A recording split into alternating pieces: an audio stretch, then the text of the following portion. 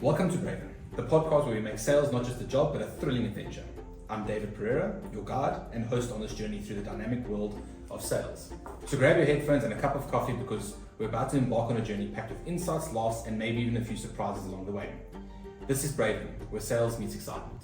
I've got Stuart and Aubrey with me here today, and what we're going to be discussing is life on the road as a salesperson, discussing the good things, the bad things, the awful things, everything about it. So I think we were discussing a little bit before. I mean, Okay. Yeah. when I say discussing life on the road, I'm sure you were chatting to me a little bit before about it, is what does it mean to you? What you said you've got things that people don't know about when you're on the road all the time. I mean, what does One it of the mean? things that you see, because what tends to happen is people think, and you're interacting with people all the time, which is interesting, and it's very much a plus. But you know, it's not like interacting with people that you know and people that you're friends with. A lot of the time, these people are strangers. They've got different languages, different cultures, different beliefs. So you've got to go in there, and it's almost like walking through a minefield. You've got to be very careful about the way you approach different people. Yeah. So it does become very much, it's a lonely profession because you're not sitting amongst friends. I mean, people think that salespeople are and they're so thick-skinned it doesn't matter. But you've got to tread that fine line. But there's a couple of negatives that I found, and one of them is, and it's quite humorous, but what tends to happen is you go to places and people are in their work environment or they're in an environment where they're not at home. And, you know, just little things like offering you a glass of water. It often happens that if you go to the reception of a large company, the receptionist might do that. But the person you're talking to doesn't. Now, if you're on the road for 4 or 5 hours, if you haven't got bottles of water in your car, Yeah, you are thirsty. and then you've got the other negative, because now all of a sudden you've got to find somewhere where if you need an ablution, and garages are not the nicest places to stop and get a key. And Sure. so those are negatives when you're driving around. I mean, very much, you've got to stay hydrated. You've got to drink. You're going from one customer to the next, and it often happens that you don't get offered anything not because the person's being ugly or anything, but they're just not thinking about it. They're in their work environment. I mean, lunchtime's coming up. You leave, it's their lunchtime. You leave, you get in your car. There's no lunchtime. You know, you're going to the next customer. So there's things in the background that people don't think of when they think of salespeople. Yeah. Okay. No, Aubrey. Also, a lot of things is, I mean, a lot of times you get to a complex. So the first person you meet is the security guy. And actually, Stuart and I have got it down to a T already. I would actually go and approach these security guys. And I said, hey, you know, if he's the one guy, he works for Ironhide. I said to him, geez, Ironhide, you must be part of the Ryan family. So he starts laughing. So I said to him, hey, by the way, my name's Aubrey, what's your name? So it's an introduction to break that ice. And Like Laurel and Hardy when we worked together. yeah, and then as soon as I sort of get him into what I sort of like give a brief thing of what we're doing, then Stuart takes over because he's got all the details and he wants to quickly tell everybody. So it's actually quite fascinating how it works. But then of course you pitch up there and you get a security guy just said, you know, Yeah. Not giving you much. 121 what? Okay. It's funny. It's actually very interesting. And I mean, questions that I've got for what do you do when you're driving? Because I mean, you're driving the whole day. Do you guys listen to music or what? Oh, we actually chat. Well, Because I suppose you guys are together. When we're Stuff. together, look, I don't have hands-free in my car, so I try not to make calls. I'll take calls. I'll just put it on speaker, but I try not to make calls when I'm. What I do is if I want to make calls at any point in time or I get a message coming through, I wait till I stop at the customer and then, you know, if there's a couple of minutes beforehand, answer the calls or whatever. There's a lot of thinking about where to next, and what I like to do is have a look around me. I'm very conscious of what I'm going to a customer. I've got a time, I've got a place that I want to go, but I go past somewhere and I think, hang on a second, got to write that down. Because I need to go there. You find it a lot with industry, and particularly at the moment with the way we're working with the complexes. You go past it, I didn't pick that. I didn't even know that was there. We did that yesterday. We were in an area and on Wednesday, and we found that there were so many more complexes that we didn't even know about. We went back yesterday and covered those as well because they were there, and we sort of stumbled across them. And I'm very interested in doing that, looking out for possible opportunities. Yeah. So. Okay, I like that one. I like the fact that you're on the road and you know, when you're on the road, you still need to keep your eye on possible opportunities that could be. And also the thing is, you know, we sit before the time. We actually plan. We certain complexes where you can plan, but then you get the ad hoc ones. But we do all that planning before we even go. And I say to him when we're going to go there, I actually plan the route. Aubrey's very good at planning the route when we go together. So yeah. So and when we're in that area, and I say to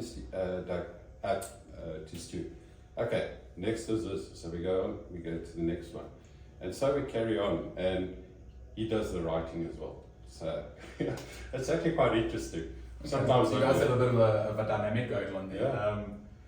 It's a good teamwork. Yeah. Okay. I think one of the things that if I had to talk about what I do when I'm driving around with on the road is, so I'm at any given time I've got some form of university class or something that I'm doing that I load up. I've got podcasts and I load them up on my what you call it, a cell phone, and I load it up on there purposefully so that as soon as I'm in the car by myself I click play, because it was actually, I took this from, and I've done it for years, but I took it from it was given by, it's a very well-known salesperson, Tracy something. Yeah, I'm forgetting, and he's a sales, is a motivational speaker, and he talks a lot about sales. That's how he made a name for himself. And he says that your car is actually, you should treat it like a university.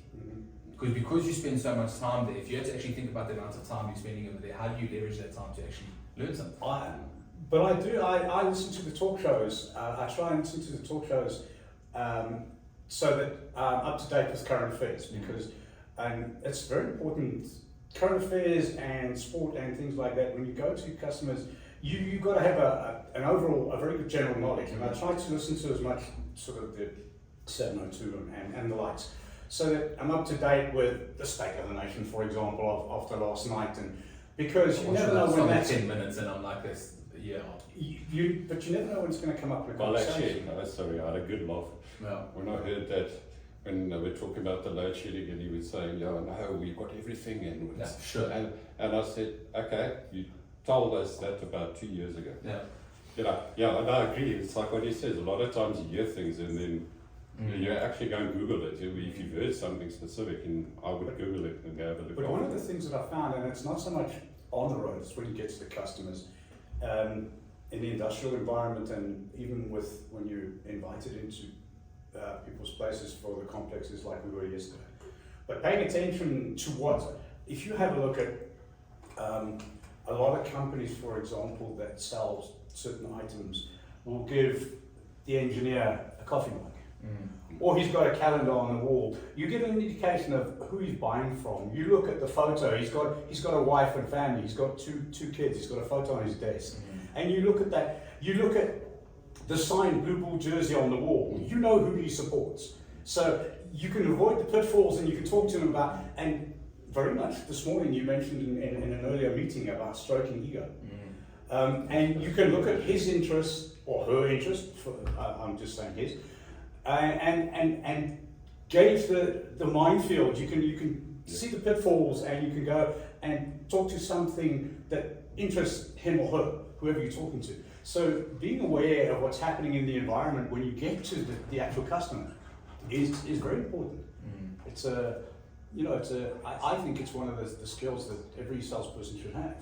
Yeah, I think being observant. I mean, you brought it up twice now. Being observant whilst in the car about the different opportunities, and being observant once you get to the clients. Like understand what happened. I think being prepared, being all of those things, and how can you use your time in the car? I mean, I'm trying to think now, just from more entertainment purposes, is what is something that keeps on happening that I'm trying to think for myself, and maybe I'll bring it up as an example. Watching other people drive is Shit, a serious source of entertainment because there's some weirdos on the road, and you can really have a good laugh. You can also, occasionally you want to flip the bird. Yes. But there's some very entertaining things. He gets actually quite aggressive. Look at that idiot! Yeah. Look what he's doing! Jeez, I can laugh sometimes and I just sit there and I giggle. I've got a short fuse when it comes to that. When it comes to the driving, okay. Yeah, that's quite a nice one. Trying to think of what's something that you do start.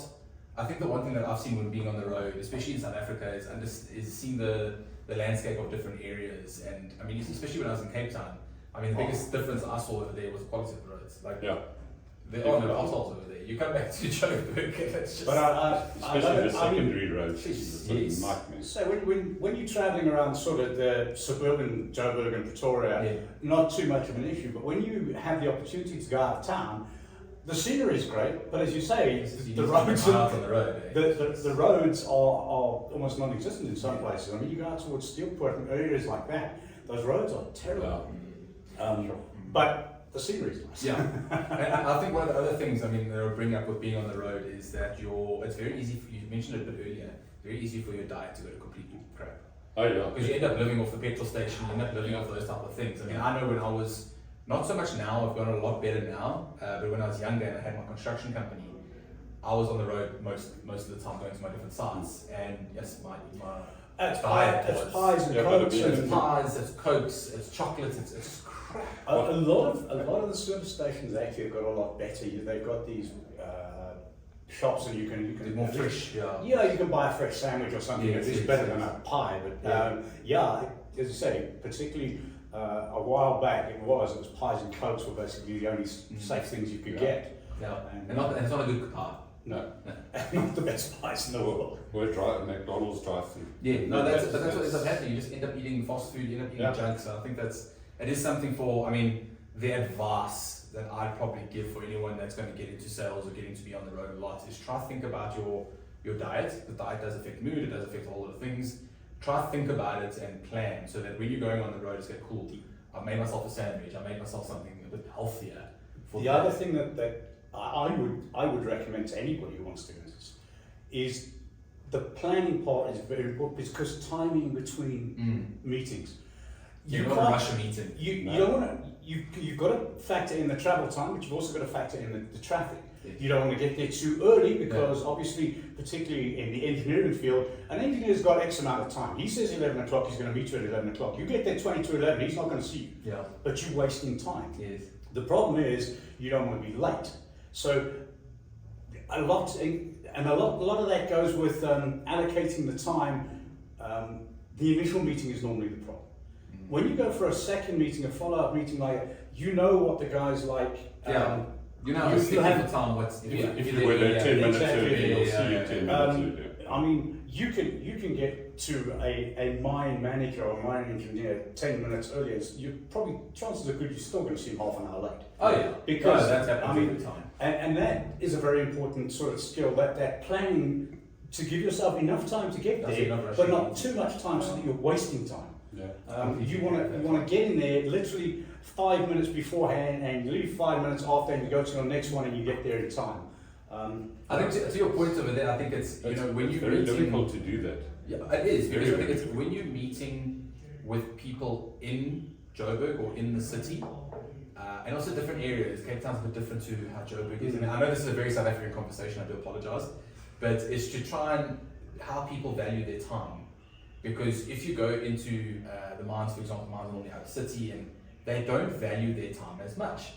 So they don't mind, they don't value their time as much, but they certainly don't value your time that much.